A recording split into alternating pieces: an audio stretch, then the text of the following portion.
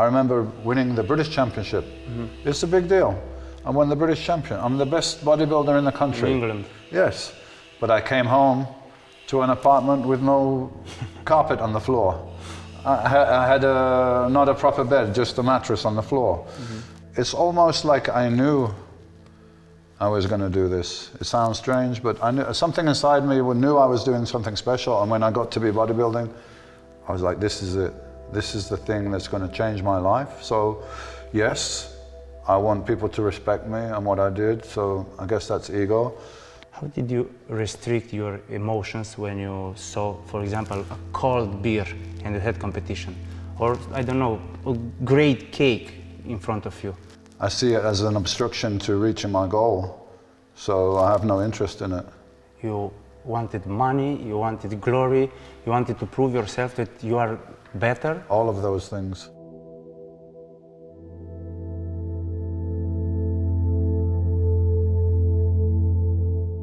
Hello, Dorian. Welcome to Mandachi Television.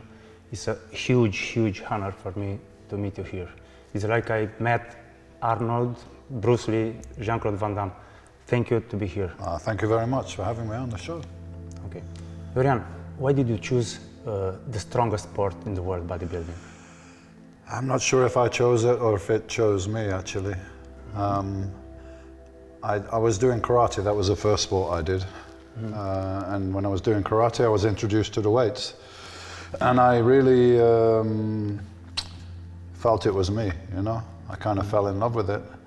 And I was still at school at this point, but I left school, I left home, and I wasn't in the right, you know, circumstances, opportunity to do the sports.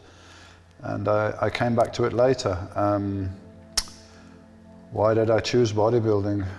It's something that appealed to me because I didn't really like team sports. And bodybuilding at this point, now you have coaches and trainers and so on, but at that point was very individual. It's only you training, you have to discover the best way to train, the best nutrition, supplementations, all these things. So I took it as a challenge, and I like to push my body and see what's possible, really. I think that's what it was about. When was the first day when you touched the gym? The first day when I touched weights, I was still at school, like 16. But then I didn't left school at 16. I didn't train again until I was 19 years old. And this was in a youth detention facility. Youth detention center, we call it in England. So it's like a youth prison that I got sent to for a few months just for... Why? Can you detail? Just for being on the street in the wrong place at the wrong time. Actually sounds a bit cliche, but it was there was some, a lot of, in 1981, there was a lot of street unrest in UK. All the major cities had rioting and fighting with the police and so on about social conditions and police actions and things like that. And I wasn't involved in that, but me and a friend, we got picked up later on in the wrong place, and we got sent to jail for this. So we were young kids in a kind of a gang, and worst thing we ever did really is to get drunk and get into fights. So we weren't serious criminals, but anyway, I got sent to this facility, and there they tried to instill discipline into the youth and give you structure and all this stuff. So physical activity and weight training was part of it. And I noticed I was in a facility with around 300 guys, and I had the best physique in there, and I was one of the strongest and so on. So it was kind of a crossroads for me. I have something here that I really love and I can be good at, or I can be coming back to jail. So I chose to pursue bodybuilding when I was able, when I had stability, when I had an apartment to live in, and I had a job for income. Then I said, okay, I'm going to start bodybuilding, and I'm going to make this into something like a profession. But why did you start it? You wanted money, you wanted glory, you wanted to prove yourself that you are better? All of those things, all of those things. When I was a kid, my father died at 13, and I just felt like I didn't have any direction, any care. After my father died, my mom was trying to handle the situation on her own. So I want to do something where I have total control. I have control on my diet, I have control on my training, and it's me that's doing it. And I'm going to do something with my life which is very unusual, which is very different. And I always felt inside that I was different, that I was destined for something different. And this was something that was inside of me and growing as I got to be a teenager.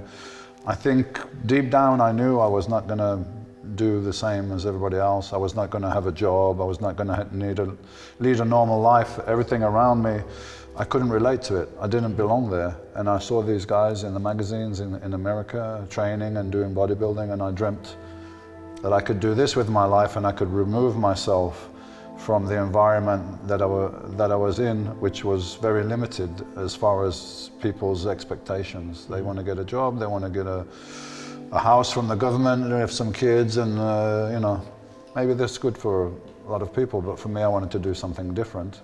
And I wanted to prove that I was different, and I wanted to change my life. And all those things I was able to do ultimately through bodybuilding. How did you motivate yourself to be better? How to motivate myself to better? Just look around me. Just look around me at what life, the expectations of people and the life around me. I couldn't relate to it. I knew there was something better and something different. And when I started bodybuilding, yes, I had an apartment. I remember winning the British Championship. It's a big deal. I won the British champion. I'm the best bodybuilder in the country. In England. Yes, but I came home to an apartment with no carpet on the floor. I had not a proper bed, just a mattress on the floor. I had a TV that didn't work properly. And there's no TV stations outside my apartment. Asking for interview, there's no newspaper, there's no nothing. You know, I come home, I'm British champion, and I came home to the same circumstances, and but I knew if I kept going, I would be able to get out of that. So it was a combination of really changing my life and doing something special, and of course, finance is part of that, but I really believe if I put the amount of dedication and effort into business, for example, that I put into bodybuilding, I would be a billionaire now. Yes, you know? I always ask myself why the bodybuilders, professionals, are not billionaires. Because, because it's not a huge sport. It's a niche sport with a relatively small audience compared to soccer. Not to make money in sports, to make money in business, because you know to train yourself, to motivate yourself, to not to drink a beer, not to drink a Coke, not to go outside with the women in the clubs. Why these professionals are not billionaires? Because they are huge persons. Because they didn't put their energy into making money. They put their energy into building a physique, and maybe the byproduct of building that physique, they earn some okay money, but it's not too big compared to other sports. But you asked me, why did I do bodybuilding? Maybe if I found I was naturally very good with the football, I would have been a soccer player. You know, because you tend to go with what you're good at, and I was very naturally suited to bodybuilding, genetically, structurally, mentally, everything this was the sport for me. And I couldn't play football, I couldn't do basketball. Maybe if I was good at those sports, I would have gone down that road, but I was always interested in physicality, and I was always very, as a kid, I used to ride everywhere in my bike. One time at school, we had a competition to see how many times around the 400 meters track you can run. And everybody else finished at 15. So if I won 16 times round, I would be the best. But I didn't. I did 45 times around the track. And the teacher who was witnessing said, "You must stop now, Yates, because I have to go home." You know? So early on, I had something like physical resilience that's very unusual. How can teenagers discover the sports they are made for? They will know. If they're made for it, they will know. They will know. So they will do it, and they will just say, "This is me." And they will have a natural talent towards it. And these things you can't, it's from God, you can't learn this. Should they try a lot of sports to discover the one? If that's what they want to do in life, they should, yes. But not everybody wants to be a sportsman. We all have our different goals. The main thing is, if you want to be good at something, then you have to put all your energy into this. You know this. If you run a business, you have to be all in with all your energy, all your thoughts, all your intentions towards that goal, whatever that is.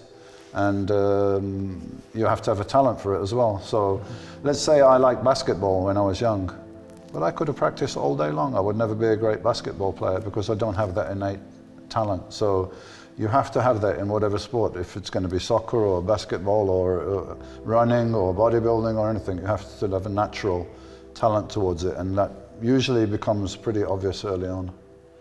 How much did you train daily?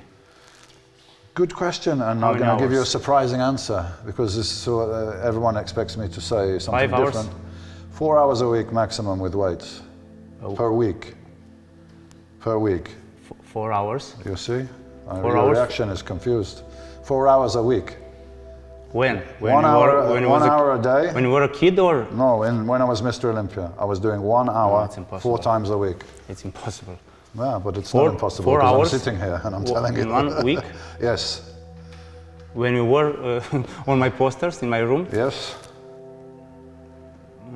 Because you're assuming, you're making the assumption. What did you do in that 1 hour? Some very, very intense training that if you do it with me, you're probably going to throw up within the hour. Because the key to muscle growth, the key to bodybuilding is the intensity of the training, not the length, the volume of the training. So I'm shocked. Did you have breaks or you? I don't understand. 1 hour and Yeah, you are Mr. Olympia. exactly. And the other guys were training much more than this. And that's not efficient. For example, Ronnie Coleman, how much did he probably trained for maybe 2 hours a day, 6 days a week. 2 hours a day? Yeah, that would be the 6 upper days end, a week. The upper end of maybe a bodybuilder's training volume, because it's not all What's about the the training. explanation for this? The explanation is the key to trigger muscle growth is the intensity of the exercise. So you're going to take the exercise to the absolute limit, the absolute failure, but then you have to recover from it. So very short, hard, intense workouts is the key. And if it was the volume of training, I would train 10 hours a day, 12 hours a day, but that's not the way to build muscle. It's short workouts. And I was Mr. Olympia training 4 times a week for 1 hour. So nobody needs to do more than that. I tell people, and I've proven it many times to people, if you have 30 or 40 minutes twice a week, you can totally change your physique, your health, your life. That's all you I'm need. training 5 days a week, 1 hour, Yeah. 50 minutes. And Okay, look at well- me, look at me, look at my muscles. Well, next time I come and we have time, we go in the gym and I show you, because we can talk about it all day long. But when you go in the gym and you train with me, you're going to understand. Because after 45 minutes, you're going to be on the floor. You're going to want to throw up. That's how hard you have to train. And then the rest of the job for a bodybuilder is outside the gym. It's not, oh, I train for an hour a day and I'm finished. Got to eat 6 times a day. Got to sleep 10 hours a day. Have to take supplementation, all this stuff. Rest, enough rest outside the gym. Got to control your stress levels so that you can recover from the training, so that you're calm. Most of the job in bodybuilding is outside the gym. To recover from this training. When you go to the training, you're beating yourself up, you're damaging your body, you're breaking it down, and then it's going to rebuild. And you need time, and you need food and rest for this. So I'm not able to sleep enough. What should I do to rest? Okay, I'm training. Yeah. I don't speak about my training in your face in 1 meter. But Well, normally What's wrong with this? Normally when you can't sleep, it's because your nervous system is overstimulated. This could be from training, but I doubt it. If you're just training 1 hour, then it's normally mental. You know, you have businesses, you have many things going on, and it would be my guess that you need to keep your stress levels down and calm your mind. So meditation is a great tool. How did you calm your mind before the competition? Well, a competition, when I was competing, is basically something that's on my mind every day of the year before I get to the competition. And I'm visualizing myself at the competition, how I'm going to behave, how I'm going to be, how's my mood going to be. This is important, but when I went to a competition, I was always feeling very confident because I know that I did absolutely 100% that I could for that competition. I couldn't do any more. I couldn't be any more strict with my diet. I couldn't be any more correct with the training. I tick every box. So I would be pretty relaxed when I went to the competition because I've done everything I can do, and the outcome is now out of my hands. But the key to everything is the right mindset. For instance, every single workout for me was the most important workout I'll ever do. I must today do the best workout ever. Every time I went to the gym, and I know exactly what exercises I'm going to do, what order I'm going to do them in, what did I do last week, what should I do this week. I'm guessing when you go to the gym you don't know this. You don't know what you did last week. You don't know what your goals are today. I don't have a strategy. Did you have strategies? Absolutely, yes, you have to have a strategy. You can't be the best at anything without having a strategy. Do you have a strategy for your business? Business, yes, a plan. You have a business plan? Of course. You have projections? Yes. It's exactly the same with the body. And keeping records of the workout. If you change something, change the workout or change the diet, you make a note. And then you analyze, you see, is this positive or this is negative? If it's negative, it's gone. Everything's a strategy. It's like a military planning for everything. How did you feel to be the strongest man in the world? Not the strongest, the biggest. Did you feel the strongest or the biggest?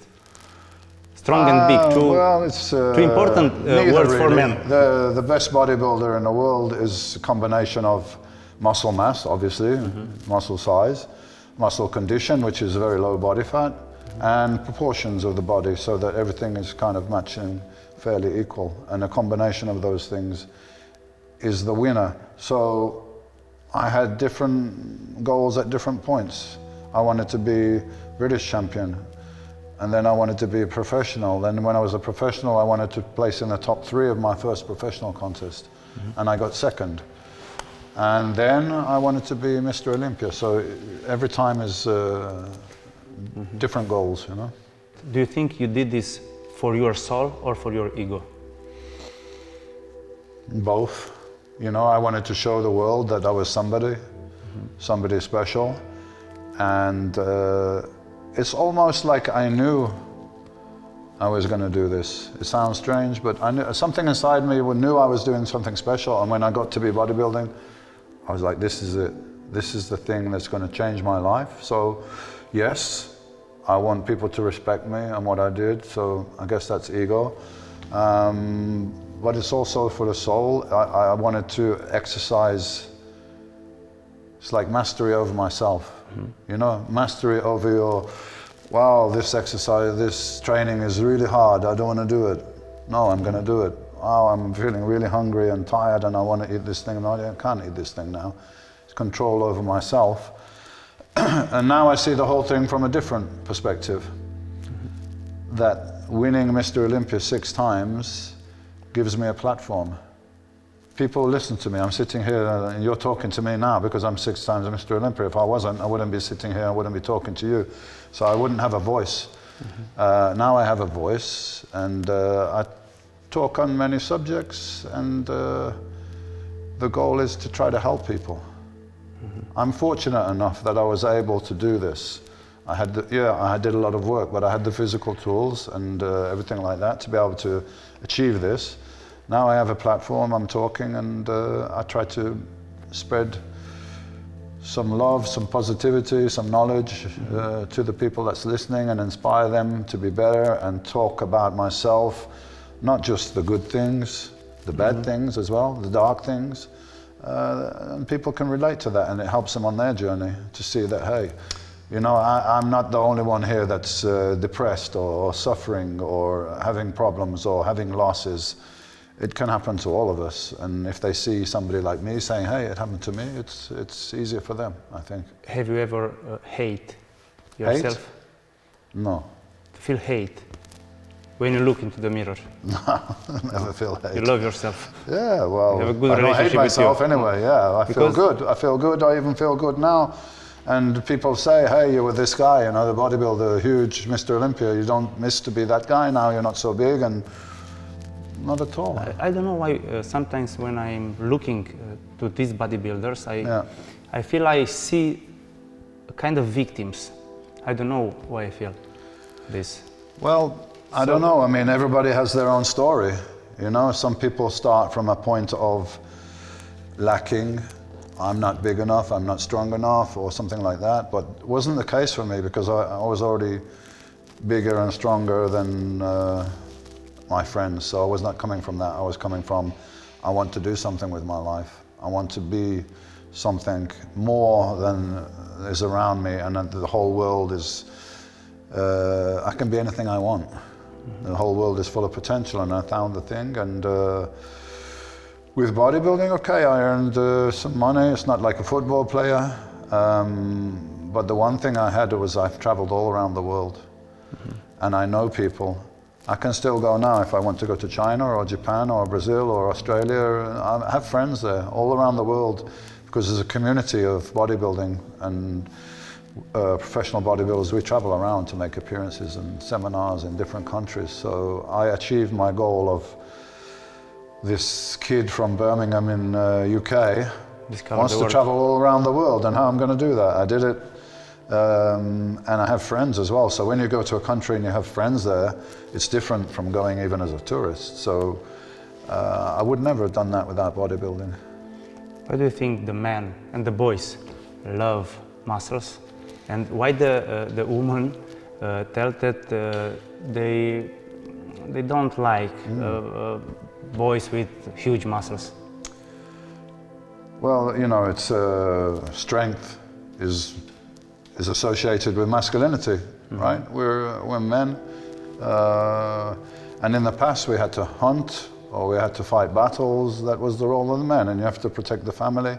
So strength, fighting skills, all these things is seen as a sign of masculinity. So a lot of guys want to lift weights to get bigger and stronger because of this. And as far as the women going, look, if you go out into the street now and you take a picture of a bodybuilder in a contest condition with all the veins sticking out like this, and you say to women, do you like that? They go, no, I don't like that.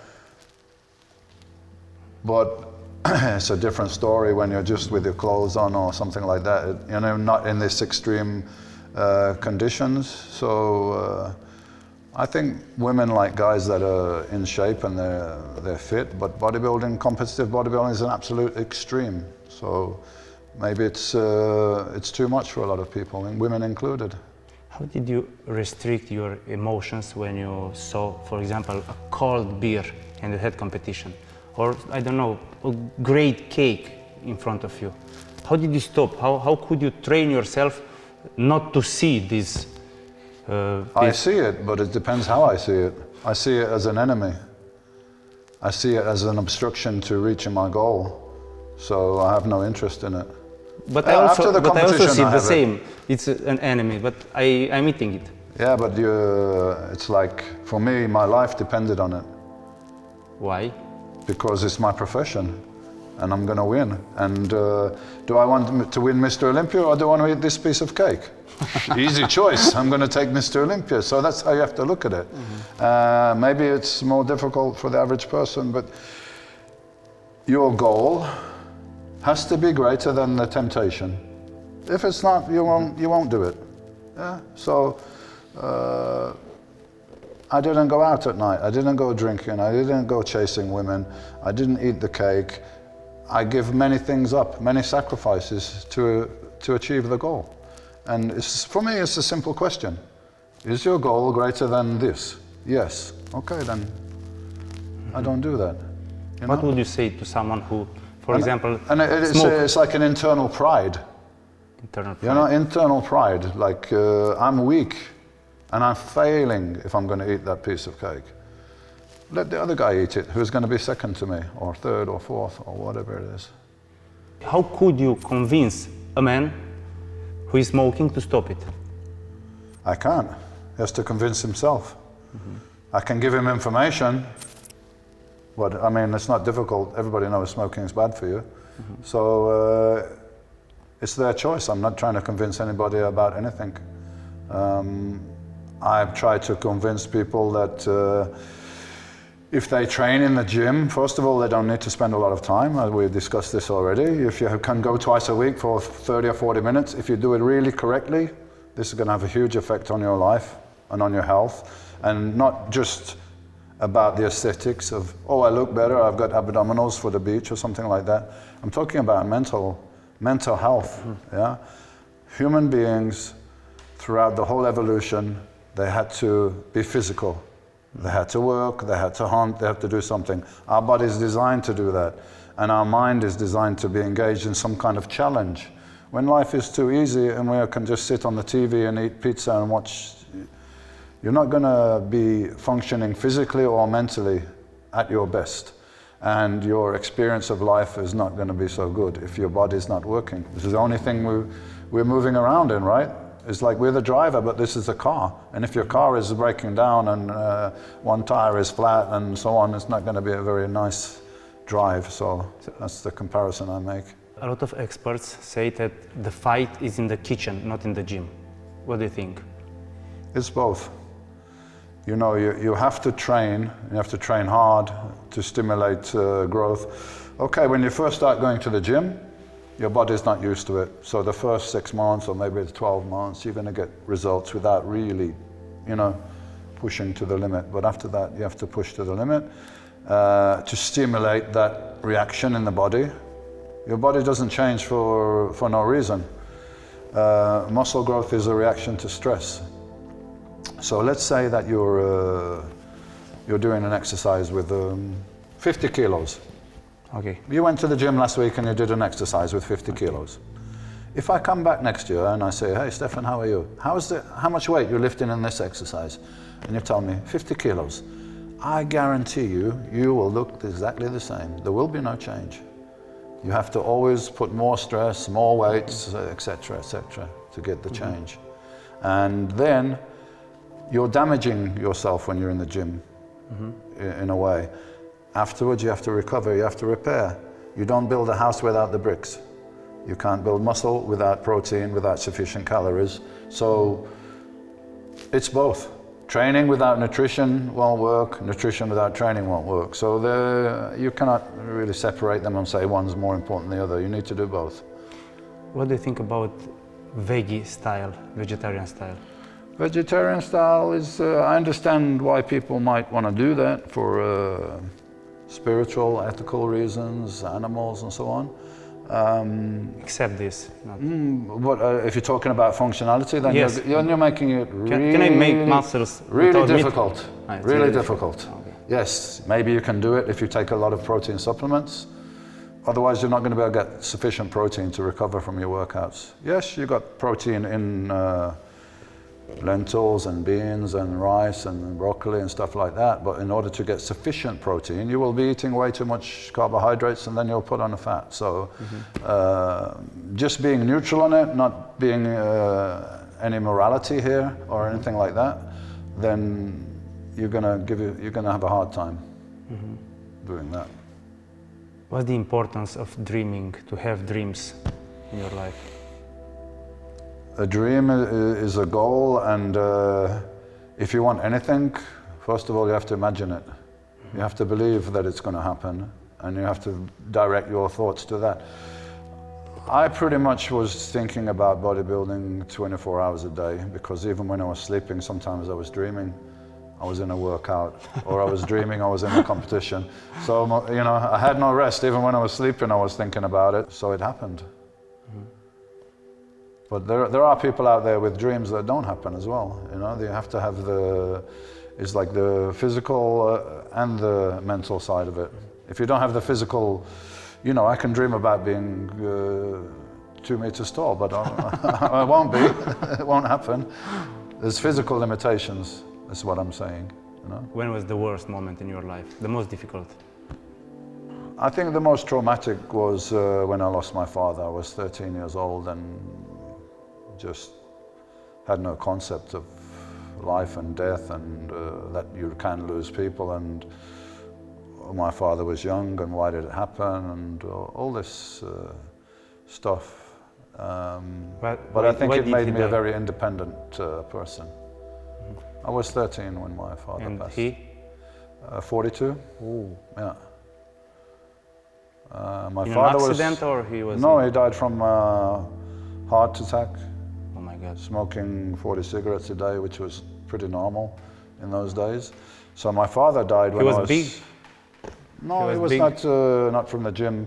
I got my genetics, if you like, from my mother. My mother had really a physique with never going to the gym. She rode horses, but she just had that structure of wide shoulders and long legs, and she was very muscular. Naturally, it was just genetic. So I got the genes from there. Maybe you felt weak when your father died and you wanted to prove him that you can become strong? Could be something to do with it, yeah. You know, I think every boy wants their father to be proud of them. So maybe I wanted to show my father that wasn't there. Maybe I wanted to show the world, you know, what I can do, and a little bit like to the world. You know, I used a lot of anger in my workouts, which could have, you know, could have been a bad thing for me. A lot of young guys, they're angry, they're confused, and they're getting into violence and criminality and gangs. That would have been, it was a turning point for me when I went to the detention center, which way I'm going to go. Did you think about your father when you were training? Not consciously, no, I don't think so. Mm-hmm. How do you feel now? You are 60. Yeah. You're afraid? I feel great. What's to be afraid of? I don't know. Not to be young. No. You know... You're in shape now? I think my body feels like it's 40. Oh. I feel like a good, very fit 40-year-old, and I work out with guys that are always younger than me. And I have this test. We go up the mountain in the bike, with the bikes, mountain bikes up in Spain. And as long as I can still beat the guys who are 28 and 30, I'm doing okay. So oh my God. I feel great. How much do you train now? I do lightweight training because I have shoulder injuries, so I can't lift too much weight. I do upper body once a week, lower body once a week. I do Pilates or yoga once or twice a week, which is more about the mobility and the stretching. And I do some cardio work on the bike. So I do a little bit mobility, stretching, a little bit strength, a little bit cardio. I do a mix. And what about your food now? My food now is, I do intermittent fasting, so I only eat twice a day from maybe 2 or 3 o'clock and then 7 or 8 o'clock. So I have 2 meals a day. And why it's important now not to eat a lot? You say 2 times a day. Because I used to eat a lot, 6 times a day, and it's not the healthiest thing to do for a long term. So now my whole reason to train now is not to look a certain way, is to be as healthy as possible and to have a good quality of life as I'm getting older. I would like to be able to go hiking in the mountains and ride my bike and do all these things when I'm 70 or 75 or whatever, you know, God willing, if I get to that point. When you did win Mr. Olympia, what about your relationships with your wife? My wife was very supportive of the whole process. And we had a son as well. I mean, very early, before I even started lifting weights, we had a son very early. So we became a family unit after a few years, and we worked as a team. You know, she understood what I was doing. Plus, I was very successful very quickly. Literally from my first contest, you know, I went to a novice contest, and I was told, like, what the hell are you doing in the novices? Who are you? Where did you come from? You're the best bodybuilder in the country. I was like, what? I didn't believe it. Now I see the pictures, now I can see what they're talking about. So it was important, or it's important to have a woman near you to support you? It's important to have support. Yeah, it's very difficult to do everything on your own, you know, so it would be the true for any venture or any sport. I think it's important to have support, whatever that is. You know, it might be just your family or your mom or somebody, some people behind you to some degree. It's important, I think. How did you manifest your gratitude for yourself after you were training so hard? I think I have the gratitude now. I'm not sure I had it at the time because you're never satisfied, you know? Doesn't matter what you did, you always want to do more, you always want to push more, you always want to try to get bigger. So I got to be Mr. Olympia. That was one goal. Okay, so now I'm the top of the mountain. I'm the best. What can I do now? Try to be the best ever, or try to push the boundaries more. Let's see, how big can we get? How muscular, how ripped can we get? There was always a challenge to try to do more. Whether I achieved it or not is another question, but that was the goal, to always try to be able to be better than before. How did you feel to be on the top of the mountain and maybe a little bit depressed because you had no other goal to touch? Not really, because the goal was, even though I can't get any higher, you're on the top, but it's to try to stay there. Now everybody wants to beat you, so you got to maintain and try to push my own boundaries, you know, compete against Dorian now. You beat the other guys. Try to be better than yourself last year was the goal. How did you feel the next day after you finished the story? The next day? Absolutely exhausted. Exhausted. Absolutely. You know, to get in shape for a bodybuilding contest, you have contradictory goals of building or maintaining muscle and really reducing the body fat to the lowest level and being slightly dehydrated. So it looks great on the picture maybe, but trust me, those guys don't feel so good at that point, because it's not really healthy to have the body fat so low and to be dehydrated and so on. So, you know, we've had people that have passed away trying to do this. What the importance of drinking water? How many bottles? I don't really measure how much water I drink, but it's definitely important to clean your system, but you could drink too much as well. I know people that are obsessed with drinking too much water, and then you're losing electrolytes and minerals with too much water. So I never had like I must drink this much a day. I just simply drink water when I'm... Because everybody tells that water is the most important in this process. Water, you sleeping... mean to get ready for a competition? No, in general. Well, I just drink water when I'm thirsty. I didn't have I must drink X amount a day. It was not very important for me. Can we speak a little bit about visualization, because it's very important for me? Yeah. Can you describe the process of visualization? Okay, so what does it mean to a professional? Well, it's like making a movie in your mind. So I would use my records that I had from the gym. This is what I did last week. Okay, so I've got everything that I did last week in this workout. So I take some time, I sit down, I look, this is what I did last week. Okay, this is what I'm going to do today, and I picture it in my mind. I'm there in the gym, I'm there, I'm wearing this shirt, I'm wearing these clothes. What I'm going to wear today. Did you describe in details? Yes, details is important. So I'm wearing this shirt, these pants, and I'm in the gym, and I'm going to lift this weight. Last week I did 8. In your mind? I watch myself doing 9. Yeah, so I make the whole workout in my mind before I go to the gym. And then when I go to the gym, I've already done this. I know exactly what I'm doing, exactly what my goals are. And I would say 99 point something, people go to the gym, okay, what should I do today? I'm doing chest, I should maybe do this one and this one and this one? Yeah, okay. No goals, no structure, and the same thing with the competition. I see myself at the competition, I see how my mood is gonna be, I see how I'm gonna conduct myself. You did visualize when you were receiving the title? Absolutely, yeah. That moment? Yeah, all of it. Wow. All of it. So you're feeling the emotions even as well, not just the picture, but you're feeling it as well. This is... And that emotions help you? This is the key to manifestation, yeah? Not, I would like a red Ferrari, please, universe. No. How would you feel if you're sitting in this Ferrari? How will your emotions be if you're sitting and project this and project this and project this? Amazing. This is more a key than an actual picture. Universe doesn't understand picture, it understands emotions, feelings, thoughts. Do you believe in the power of attraction? Yeah, it's like the world is a mirror. The world is a mirror of your thoughts and you know your energy and your thoughts.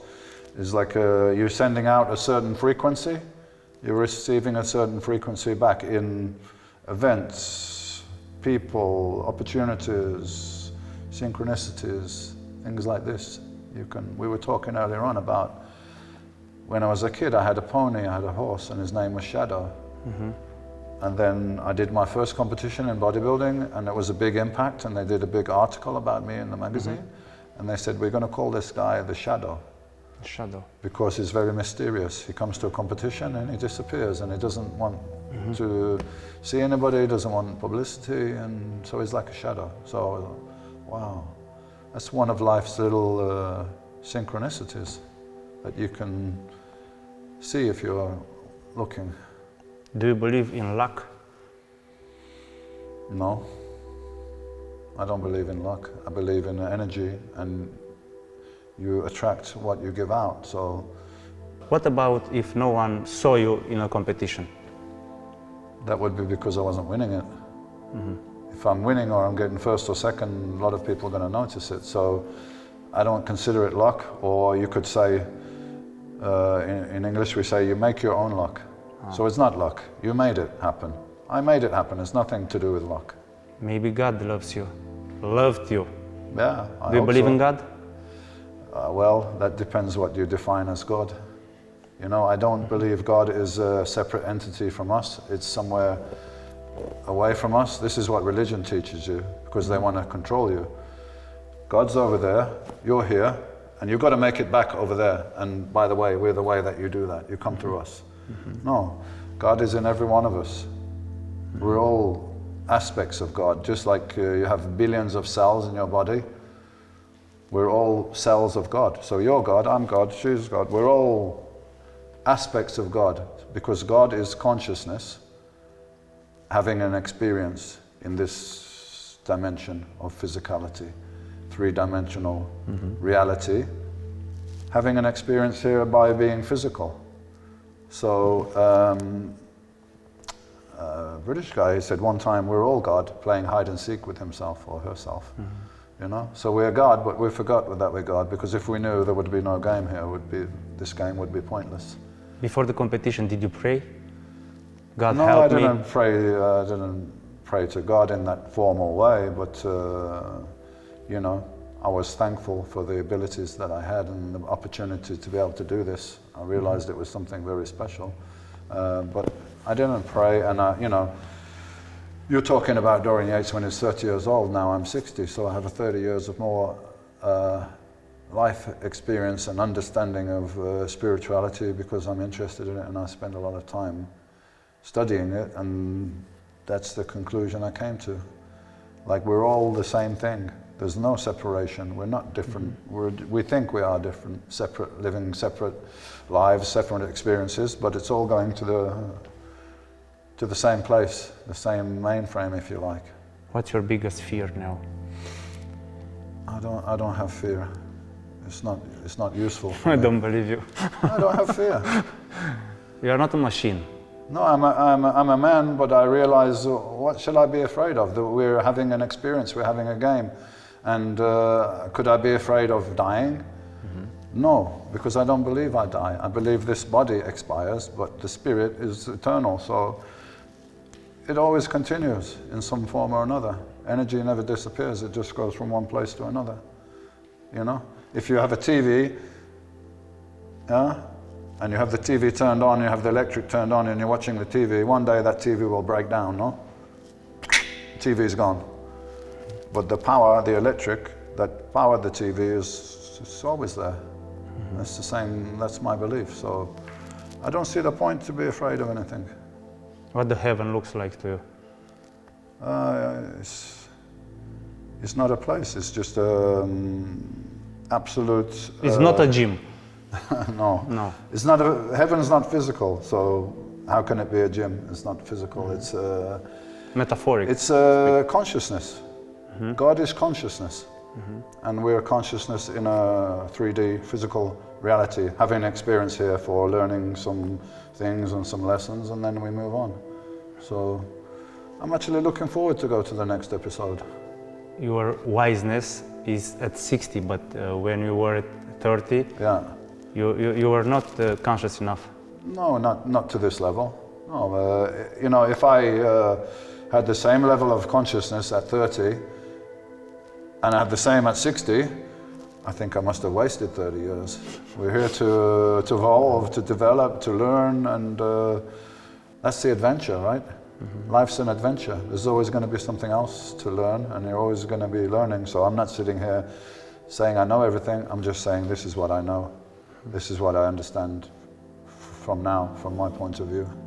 How do you succeed in living the moment? I see you are very relaxed. You look to be happy. Yeah. I don't know, meditative, healthy. How do you do? I've done a lot of work on myself, on my spirit, on my traumas, on my fears.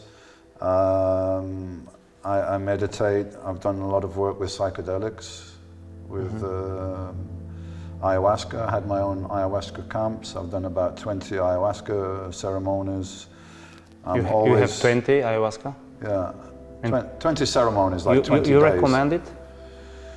I recommend it if you're thinking about it and you're feeling the call that you want to really explore yourself and you want to learn more about reality. Yeah, for sure. If you feel that, you know, if you feel that call, if you feel you're ready for that, it's like, you know, we have a view of reality, right? What reality is, what's up, what's down, what's good, what's bad. And this information comes from your life experience and whatever information you've been given by your parents, by your society, by the schools and everything like that. And you have a picture of reality, that this is like this and that. When you do psychedelics, this box that you have around your head is totally blown away. And you have the ability to have your own mind open to much more information, and you're shown a lot of things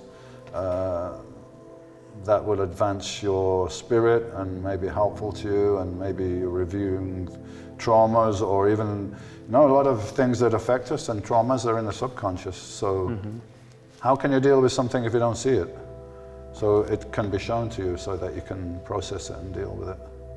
What was your biggest trauma? The biggest lesson I learned, because one time I took ayahuasca and I couldn't move. I physically couldn't move. So the communication I was getting is, what will you do now?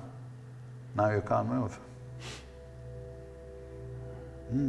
I have to ask for help. Yes. Big challenge for you, eh?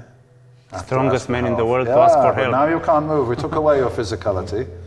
We took away your armor, which, you know, build all this muscle and this strength. It's kind of, in a way, it's an armor, like to protect yourself. So we take all that away. Who are you now? What are you going to do? And I had to ask for help from a little girl. Please, can you help me? Can you guys help me to get up? Can you help me? I'm feeling sick. And it was a lesson for me that it's okay to ask for help sometimes, because all my life I tried to be the strong one and help other people, but I don't need help, and you know. It's amazing. Yeah. So that was shown to me. That was a valuable lesson. But many things is very complex, psychedelics, and what you see and what you feel is very hard to describe. And again, it's going to be an individual experience. So I might have a totally different experience to you at the time. I have a question for you. Do you think you have to suffer to become wise? You have to suffer to understand, to be more conscious? Well, all the times in my life when I've suffered, I would have do anything for this not to be happening right now. I don't want to be here, I don't want this to happen. But later on, afterwards, then I say, oh, whew, I learned a lot from that. There was a lot of lessons learned there. So nobody wants to go through these traumatic things and these stressful things, but normally it's a lesson contained inside. And if you don't get the lesson, next time is going to be harder. You know, until you wake up. Like somebody said once, you know, if God wants to get your attention, He drop a little stone in the water. You're not listening? A bigger one, and one day, a big one until you get it, you know. So I think these stressful things in life are there for our own education. But hopefully I don't need so many more. I don't need, you know, hopefully, but who knows. What's the key to learn? The key to learn, I think, is to have an open mind. Because you can't learn anything if you're already closed to some suggestion. You have to be open and able to analyze and assess and weigh it up, and always be open to the possibility that you are not right. You know, your point of view at this time may be able to change if you have different information or you see things from a different perspective. You know, because if we look at this camera from this angle, it looks this way, but the guy looking from the side will have a different opinion because it looks different from over there. So you have to keep this in mind as well. I think it's dangerous to feel this pride when you are the biggest and you are the champion. What about the humble in you? I think it's important to be humble in your life, yes, or not? No, yeah, it's definitely important. First of all, believe in yourself. You have to believe in yourself, but to be humble. It's very easy to say believe in yourself. Yeah. It's very complicated. Believe in yourself and what you want to do. I made millions and I'm not able to believe in myself, as you tell. Well, who made the millions? I made the millions. So why don't you did it already? Why don't believe in yourself? I'm telling you, it's very hard to feel inside that I'm good enough. Well, I felt that was, I guess, you know, the drive to get there in the first place can come from this feeling of not good enough or lack or something like that. So probably I used some of that along with anger to drive, to fuel this obsession to where I want to get. But I feel I'm in a place now where I feel very comfortable with myself. And yes, I was the best bodybuilder in the world for 6 years. But I can't fix a light bulb. You know, I'm useless at some things. So, you know, I don't look down on other people and think I'm better. I'm better at bodybuilding than you, for sure. Yeah, I know that. But does it make me somehow a better person than you? No, we're all coming from the same place, I believe. You know, we're all equal in a way. And everybody has their strengths and their weaknesses. I was just very good at one thing, so I use this to try to remain humble and use my position now to help other people, help elevate them, help them believe in themselves, help them have a better life. And that's what makes me happy now when people come to me and say, Dorian, you told me this, or I heard you speak about this, or you helped me with my training and my diet, and now I feel like a totally different person, and I'm not depressed anymore, and my kids respect me now, and all these feedback that I get of people. This is rewarding. Now I'm trying to give back, not just, if bodybuilding was totally for me. You know what I mean? It's a very selfish pursuit. You know, it's about your body and your rest and your food and everything like that. So now I'm seeing things from a different point of view, and I achieved my goal in life that I wanted to achieve. I'm very proud of it and happy about that. So I think I feel very fulfilled in that aspect. Like, I don't really need to prove anything to anybody, including myself at this point. What's the difference between saving people and helping people? You told me you want to help people. Yeah, help them because... Don't you think you try in your subconscious to save them in a way? Because you weren't able to save your father? I don't think so. I just want to help people, and with my knowledge that I have, I feel a little bit frustrated sometimes because I see people going to the gym and making efforts, and they're not getting the reward because they're not doing it properly. So that, you know, in effect, they're wasting their time. You know, you're wasting 4 hours a week already. You could be doing something productive with that. I can train you for twice a week and you will develop much better than this. So you're already wasting 4 hours a week. So I could save you 4 hours at least. And you know, you can do something else with those 4 hours. Where should I start? Okay, let's say this is the first moment in my life when I'm entering the gym. What should I do first? But not technical. No, learn for my mind maybe. Well, you have to have some goals. What do you want to, why are you coming to the gym? I have it. To have, for example, to have not six-pack, but to have 40 centimeter in my hand. So this is your goal, huh? Yes, this is what this is you my want. goal, yes. Okay, so you have a goal, and you're going to figure out how to get there and how long it's going to take you realistically. And to get this goal, 40 centimeters, what are they now? What's your arms now? You want 40, what are they now? 37. 37, so you want 3 more centimeters? Yes. Yeah. We can do this you in 6 months. You told me and I will do it for sure. We can do it in 6 months. 6 months, okay. Yeah, you need to start training more efficiently, you need to train more intense, and you need to train less. And I don't know about your diet, so that's a whole different story. You need to make sure you get enough protein, make sure you're eating regularly. You should be eating 4 or 5 times a day, and not just sometimes, like every single day. This is you hard. Want this? Yeah, this is hard. You know, I remember a story. A friend of mine, when we were, we were young and we were bodybuilding, I was training for a British championship, and I didn't have any money. You know, all my money is just going on food, my rent, the gym fees, and all this stuff.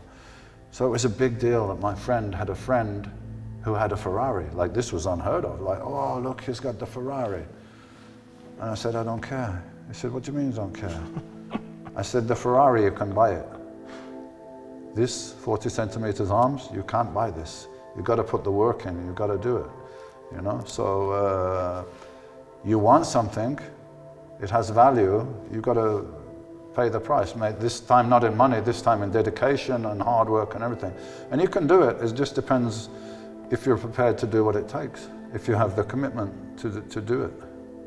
And no, you can't miss a meal today because you're too busy. No, if you do this, you're not going to get your goal. So you have to decide, this is what I would have to do to get to this goal. I'll have to go and train very hard 3 times a week. I would have to eat 4 or 5 times a day. I will have to eat at least 200 grams of protein a day, and I will have to do it every single day, and I'll have no excuses. Then you get to your goal. If you don't, then you won't. Yes, but my brain says to me, it's a sacrifice. You have to sacrifice. You have to sacrifice something. Oh, you want the Ferrari, you have to sacrifice 200,000 euros. If you want the Ferrari, you want the biceps, you have to sacrifice some time and effort. And this is the truth. If you're not prepared to do it, be honest with yourself. I'm not prepared to put in that work. I'd like the 20 centimeter arms, but I'm not prepared to put in the work, so I'm not going to get them. It's up to you. You want it or you don't want it. What should I do when I feel guilty? It kills me when I feel guilty. What do you feel guilty about? Because I've not been into the gym, because I'm not training enough, etc. But you need to sit down and decide if this is a priority for you or not. You know, it's no good feeling guilty. Like, just sit down and say, do I want to do this, yes or no? Or I'm just going to accept that I do some training and I eat okay and I'll stay how I am. For me, it's logic, it's simple. You make a decision and you do it or you don't do it. And don't, you know, if you commit to doing it and then you don't do it, yeah, then you should feel guilty because you made a commitment for yourself.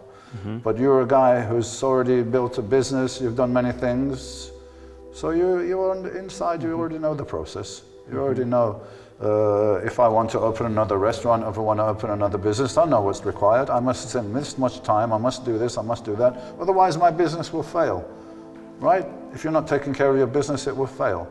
If you don't take care of your training, you're not going to reach your goals. So it's a matter of, is this important enough for me to put the time and effort in? And be honest, yes or no. If it's yes, do it, go for it. Cook your meals the night before, 5 meals, put them in boxes, bring them with you. No excuses, I'm too busy, and you know. It requires effort, it requires time, it requires planning. I can do it, of course, I can do it. You can do it if you want to do it. It's all a matter of if your desire is enough. Do you think money is motivation, real motivation?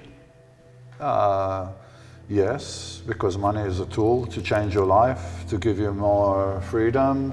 So to a degree, it's a motivation, but in my experience, people that make it their only motivation, they're never happy because money is made of numbers and numbers is never ending. It can keep going, keep going, keep going. So if you're looking, I don't know in Romanian if it makes sense, but in English, you're looking for the gold at the end of the rainbow. You know, you spend your whole life trying to get to the end of the rainbow to find the gold. But you never get to the end of the rainbow and you never find the gold, so you're never happy.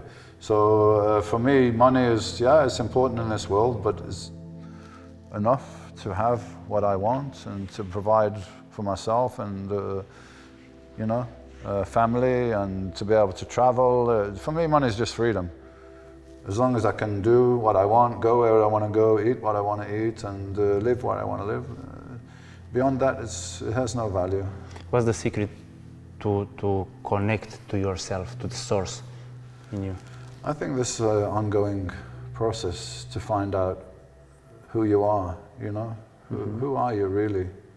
That's a lifelong quest, and I feel like maybe I'm getting there now, you know, and I feel good, I feel comfortable who I am and what my role is in this life, in this world right now. How can we develop our patience? Because when you are trying to become world champion, it doesn't matter the area.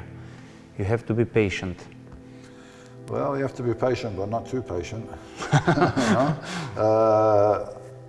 I'm not a world champion is a huge, you know, if you're just starting out, world champion is a huge thing, a huge goal, and it's so far away. So it's like climbing the mountain, you know? A mountain is so big you can't even see the top, it's in the clouds somewhere. So you have to say, yeah, I want to get to the top of this mountain, which is in the clouds, one day, but how do I get there? I get there by getting to here, you know, base camp. And then from there, I get to there, and plan each step along the way. So you're focusing on these steps, little steps, little steps, little steps, so that one day you get there. If you're sitting at the bottom of the mountain and you say, I want to get there, but come on, look how far away it is. It's in the clouds, I can't even see it. There's no way I'm going to do this. So you have to break it down into steps along the way. And then you reach step one, and you're like, wow, look, I reached step one, I did that. So I can get to two. Two is not so hard, and three, and so on. That's how you get there. If you're just looking at the destination from the beginning, it's overwhelming, really. And after we arrive on the top of the mountain, we want to move that mountain, to move. Maybe you should just sit at the top and I'm at the top, you know? Or maybe you're going to find another mountain to climb afterwards, you know? But why? We are working a lot to touch the top of the mountain. Yeah. Work all our life, okay? And finally we arrive there. Why, when we arrive there, we are not able to be happy there? Because you've got to enjoy the journey. You know, the journey, not just getting there. The journey is a lesson. All along the way, you're learning things, you're developing more character, more knowledge, more strength. Every time you achieve something, you're getting stronger. But you have to also enjoy it, otherwise what's the point, you know? Enjoy your achievements, be proud of your achievements, because you did them for a reason, you know? You opened restaurants because you wanted to open restaurants, so great. I hope it brings you good quality of life and much satisfaction that you've achieved these goals, and you can, you know, be happy inside yourself. Yeah, I give everything and I did a good job, and I think that's rewarding in itself. What was the importance of animals in your life and well, you in know, your success yeah, for life? I grew up with animals because I grew up on a small farm. We had a few horses and chickens, and I had some ducks and dogs and cats and all that stuff. And then you know, I moved to the city, and I had a couple of dogs, and but I kind of lost touch with it. And then as I've got older now much more connecting back with the animals. I started horse riding again a couple of years ago, which I didn't do since I was 13 years old. So I'm horse riding. I'm involved with local charity in Spain where I live that look after the homeless dogs, and I've been quite a few times to Africa for a safari. I've been gorilla trekking the mountain gorillas, which is they're very endangered in Uganda and Rwanda. I've been there. So I just love animals, and I love that connection with the animals that they're so, I feel like they're just pure, you know. And I have a dog, I have a cat at home, And in the future, maybe I like to get a horse again. And I just love the contact with the animals, the kind of communication and so on. I find them just very pure. Okay. You know? Dorian, what is the city you love the most?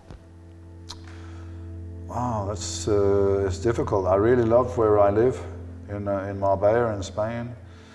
Cities that I like to visit, it's very difficult to single out one. I like London.